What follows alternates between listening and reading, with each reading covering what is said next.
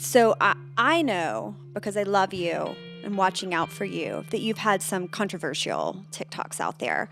Some people not agreeing with everything you're saying. Well, if everyone agrees with you, that's super boring. True. And some people have even made comments about your hair. They have, actually. I feel like my hair gets knocked a lot. How dare they? It's so upsetting. I didn't think it's that controversial, is it? There's probably some opinions around it. Yeah. All good in my eyes, though.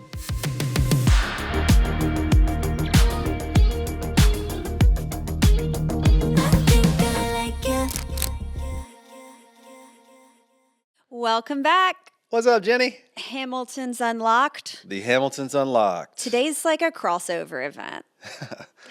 You know what I mean? No, I don't.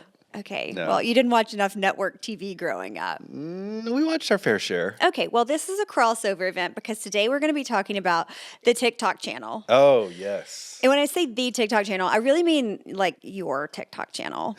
This is for sure your baby. It's morphed into mine. Yes, it has. Yeah. So tell us a little bit about why did you, so we started a podcast, we sell houses, yada, yada. I know you were big into TikTok back in COVID because you did all the dances. And if anyone is looking for some very serious entertainment, it cannot be found on @Hamilton Home No, Group, we're not even going to talk about where it is. at But I can hit the Scott. whoa better than anybody. I mean, you are a very good TikTok dancer. Thank you. Like unusually good. Well, what was Like weird, disturbingly good. What was weird is that when COVID happened, my oldest daughter at the time, that hit her right in Yeah, like that the age, like middle age. school. Mhm. Yeah, and I was actually still cool to want to do the dances with. Right. So that's all it was for me. Let's be honest, you still want to do the dances. Like deep inside, still want to do. You the love a dances for TikTok sure. trend. Yeah, I'm down for a TikTok dance anytime someone wants to do one. So you decided to start a TikTok channel for Hamilton Home Group this year. Yes. Tell me about that journey. Well, it was honestly more out of starting this podcast and trying to get more into the social media world. I know on another podcast we talked about AI and things that it's doing, and so I just knew, and I know that for our business and for us, we need to be on TikTok and Instagram and Facebook, which we were on those, and then YouTube for a number of different reasons. But the TikTok thing to me was kind of fun because it's a platform that you can kind of stretch and get to the edge a little bit more. Yeah, like your close friends aren't watching everything you post and so until now. My whole thought on it was I'm going to start this organically and just start putting content out on a daily basis and seeing where it goes and seeing what kind of following I could get. And it was kind of fun and interesting, and it still is really fun and interesting to watch and see who starts following us, who makes comments, what works, what doesn't work. So first you're just posting pretty houses, right? Yeah, I literally was like, I'm going to post the houses that we look at. Yeah. And I'm going to take, nice little videos and turn them into nice content. And everybody loves to look at a nice house. True. So I started to do that with also the other thought that you and I could do some little bits and shticks here and there. Right. Of things that we see every day in real estate. So what took off? What works? Well, that's, we're, 3 or 4 months in now, and we're still growing steadily. And it definitely matters what you post. Okay. It matters the content, who your audience is. But what's been interesting is I found that everybody loves nice houses. They love to look at like pretty cool stuff. Yes. And the second thing is we started to kind of get a voice in the real estate world for real estate agents. So Okay. a lot of following from other agents, engaging in our content and the things that we put out there. So I know, because I love you and watching out for you, that you've had some controversial TikToks out there. Some people not agreeing with everything you're saying. Well, if everyone agrees with you, that's super boring. True. And some people have even made comments about your hair. They have, actually. I feel like my hair gets knocked a lot. How dare they? It's so upsetting. I didn't think it's that controversial, is it? There's probably some opinions around it. Yeah. All good in my eyes, though. Yeah. I think it's perfect. Never change. So we're going to talk about a couple of your TikToks that went a little bit viral. Yeah, I think you're involved And in some of those too, right? I might have had cameos in them. I say your TikTok channel because you're the one that manages it and makes sure everything gets posted every day. But I do make appearances. Yes. And so let's go ahead and take a peek and listen to the first one. Okay.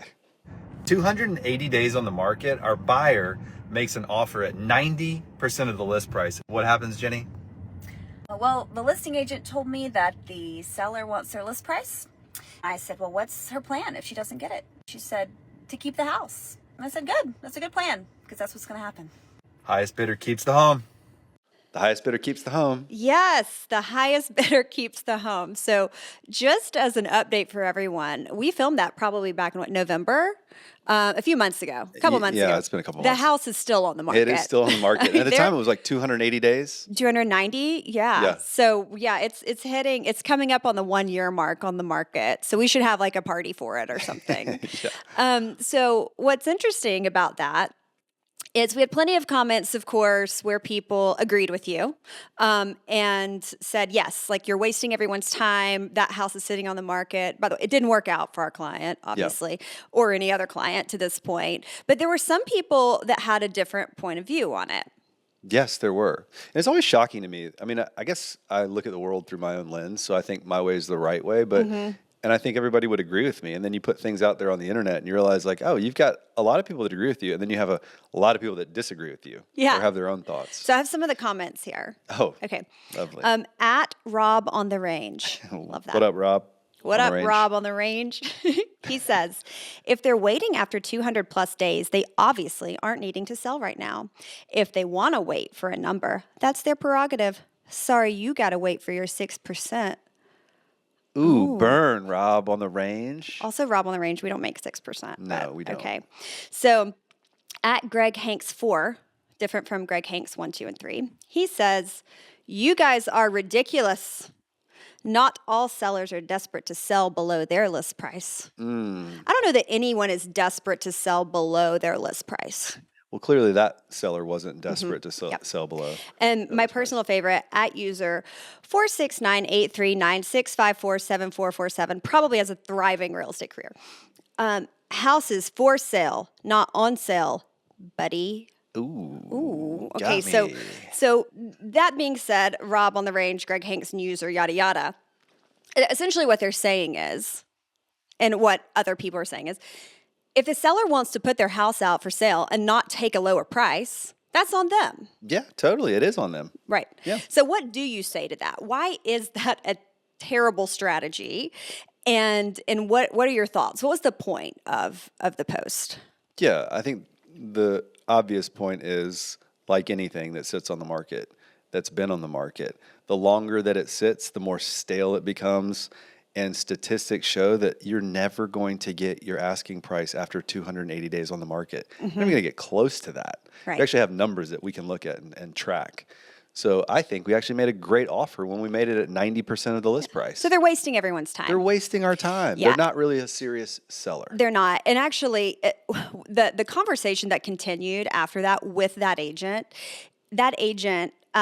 who had it listed had not sold many homes. She let me know that. She also told me that she was taking a very, very, very low compensation on the house, that the seller wanted to get what they had bought it for 2 years ago.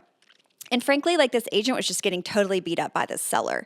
So if you're an agent who wants to have to field phone calls, field offers, field showings and issues, I think that's really where the waste of time comes in. Like if you want to have your house ready to show at all times, go for it. But I do think it's not great for the agent, and it's what you're wasting buyers' time too. Yeah.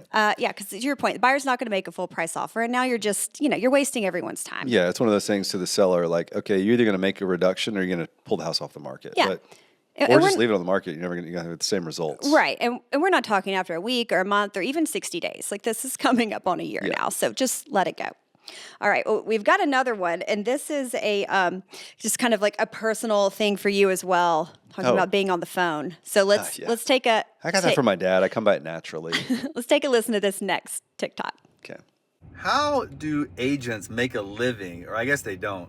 But I'm the listing agent, and how do I just get an offer to buy my property in my email, and you never called me, never texted me, never explained anything to me, just shot me off the offer?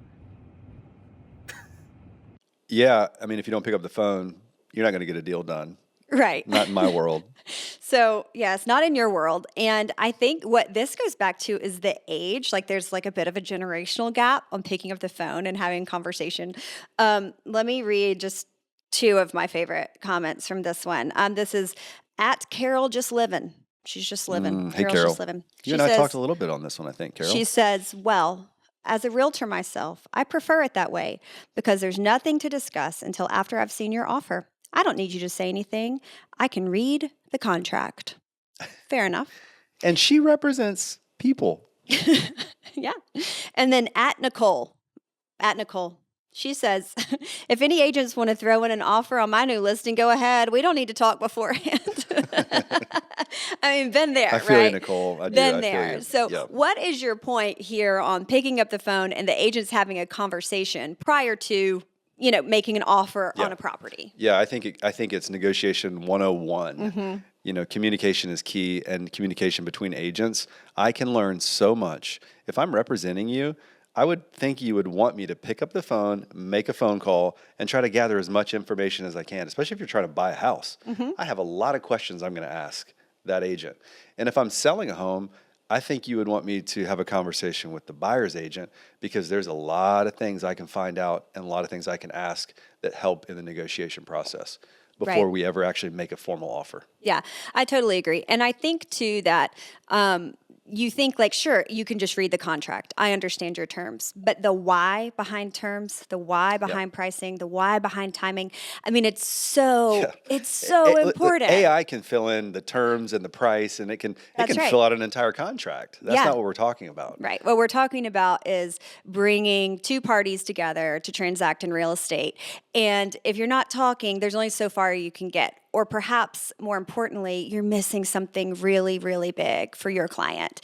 So you're just not representing them at the highest level. So even though I get it, I'm a text girly myself. I will send you to voicemail if I'm not ready to talk. During real estate negotiations, or really negotiation, any important conversation in your life should be had voice to voice. We just had a deal, and the agent picked up the phone. She was great, called me. We had made an offer. Obviously, we had a conversation. And then when they made the counteroffer, had I just gotten the counteroffer, I probably would have been a little frustrated with 2 points on her counteroffer. But she took the time to call me and actually walk through her reasoning, her client's reasoning, which helped me understand their perspective. Yeah. And anytime I can understand the other side, it's always helpful for my clients. Yeah, and then we can communicate with our clients, and then you go under contract, and that's how you get deals done. So, I will certainly continue to check you out at Hamilton Home Group on your TikTok Please do. page. We're trying to make content every day, and it is exhausting. If you've got any ideas, let us know. Okay, and these are things you can't find on Facebook and Instagram, so that's exciting. TikTok exclusive. All right, well, thanks, honey. See you next time. All right, sounds good. I'm in my element, ooh, yeah. I'm in my